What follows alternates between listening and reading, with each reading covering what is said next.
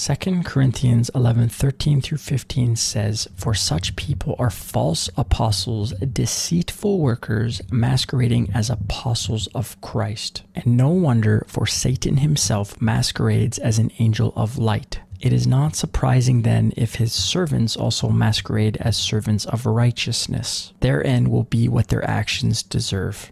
And so for many of us, we have sensed for a long time that something has been shifting in the visible church, and not slowly, but it has been accelerating. This is not something that has been just taking place over the past few decades, but especially within the last 10, even 5 years. And what can make this difficult to process is that it doesn't look like just one movement, but it looks like many. But underneath, there appears to be a common pattern going on. Not something random and not something entirely all disconnected. It appears to be systematic. And so on the surface, we can identify very different streams. There is the Reformed neo-Calvinist movements, and they are drifting into covenant frameworks and lordship salvation emphasis. And then you have the seeker-sensitive, purpose-driven churches influenced by leaders like Rick Warren, and they have this emergent postmodern church expression. And thirdly, we see this new Apostolic Reformation, NAR. They're emphasizing modern apostles and authority power structures. And they may not look all that compatible on the surface, but if we take a step back, we can see that they begin to produce similar trajectories. Not necessarily identical theology, but a shared direction of movement. All drift from simple dependence on Christ himself, and they are moving towards systems, networks, and mediated authority. So the increasing focus becomes more on earthly outcomes over Christ's appearing.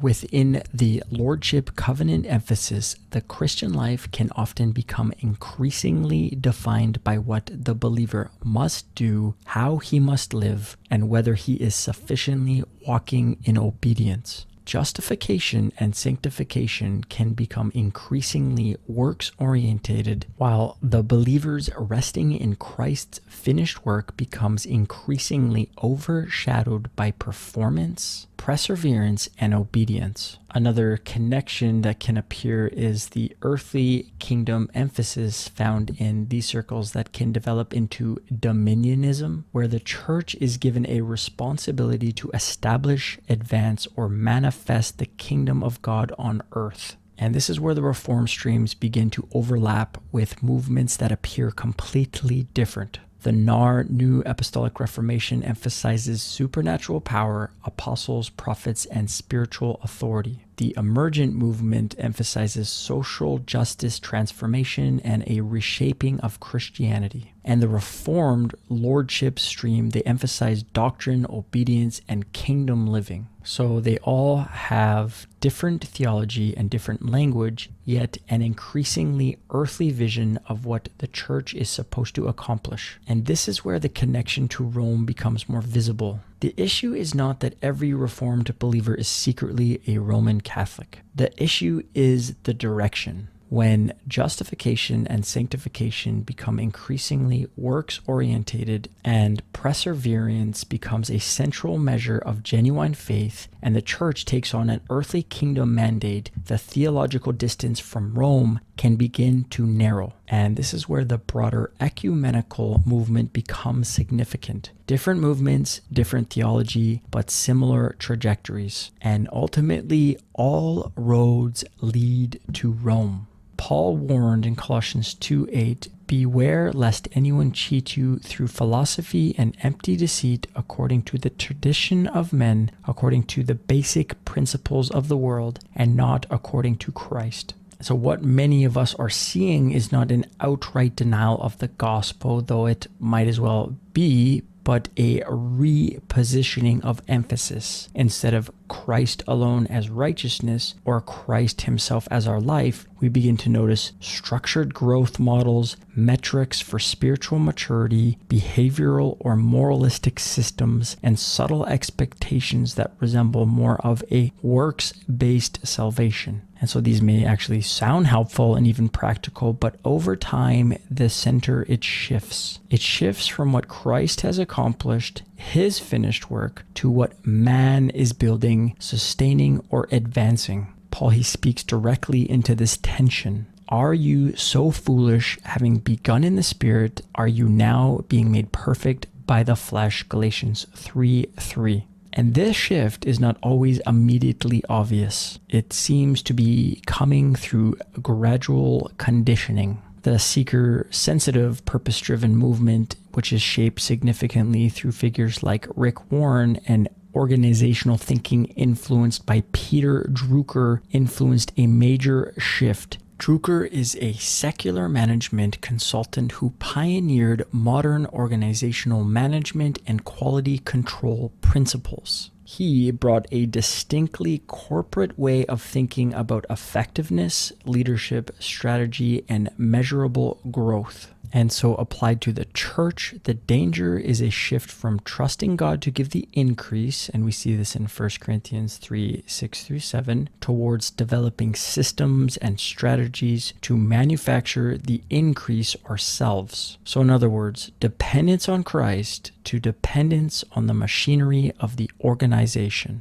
The church environment, it became consumer aware. Messaging became carefully shaped to avoid offense. The gathering became accessible to the unbeliever first. And obviously some of this came from understandable desires, but over time, a little leaven leavens the whole lump, Galatians 5:9. Sin, it becomes softened. The cross and resurrection, they lose their centrality, and Christ's doctrine is de-emphasized. Paul wrote in 2 Timothy 4:3, "For the time will come when they will not endure sound doctrine." When truth is softened consistently, it creates a vacuum, and that vacuum often gets filled by other influences. In that vacuum, we can observe different streams entering. The emergent movement, voices like Brian McLaren and the emergent church networks, they are reviving mystical and contemplative practices into modern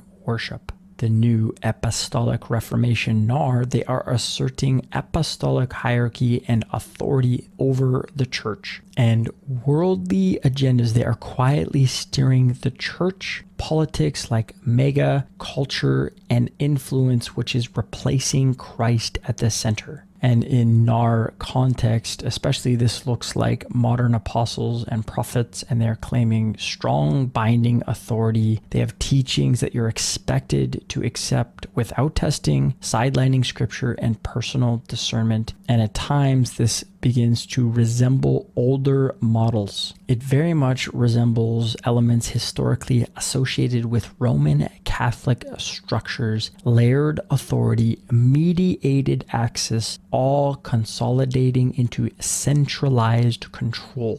In contrast, in 2 Corinthians 1:24, Paul, he put it plainly when he says, "Not that we have dominion over your faith, but are collaborators with you for your joy." And so where human authority quietly replaces the centrality of Christ, pressure and control often follow. Across several of these movements, there is also a shared emphasis. The idea that the church must establish or manifest the kingdom on earth now. And yet, Scripture consistently centers on something else. Philippians 3:20 says, "For our citizenship is in heaven, from which we eagerly wait for our Savior." The kingdom is not something we manufacture. It is something revealed when Christ, our King, he appears. We see this in Matthew 24:44. So our job now, it is to be ready in and out of season to share and spread the gospel of grace until that time comes. And unfortunately, when that order shifts, the church, it can begin to take on roles that only belong to Christ.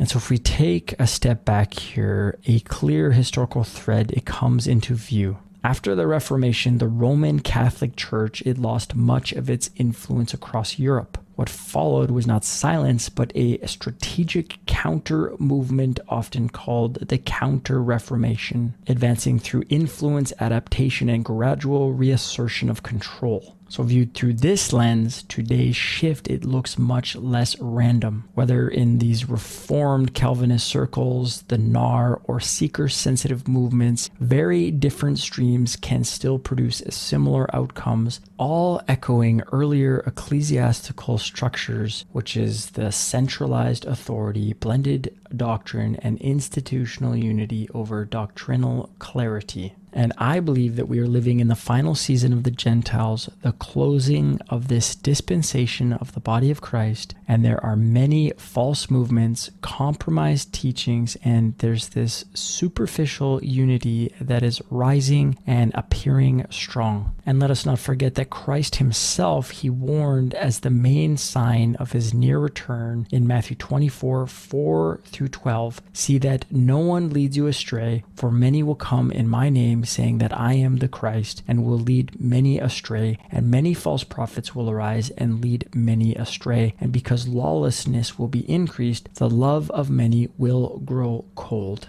And so without faith in the true doctrine of Christ, religion, it is hollow. It is a form of godliness lacking the power thereof. 2 Timothy 3:5. The gospel of God's grace is the testimony of Christ. It is his death, burial, and resurrection according to the scriptures, 1 Corinthians 15:1-4. To substitute outward appearances for this truth is to only feed the leaven. And so I guess the question that arises from all this, what guards us against these false doctrines and these false movements? And one thing is for sure is that it's not going to be fear and not chasing every single theory. So rather, 1 John 2:24-25, it says, "Therefore let that which you have heard from the beginning abide in you. If what you have heard from the beginning abides in you, you also will abide in the Son and in the Father. And this is the promise that he has promised us, eternal life."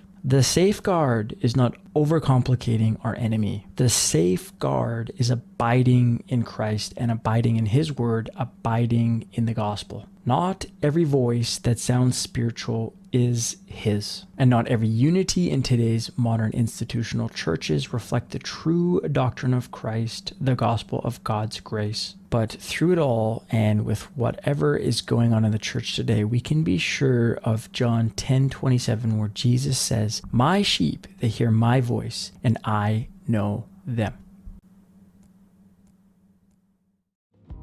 What a friend we have in Jesus, all our sins and griefs to bear. What a privilege to carry, take it to the Lord in prayer.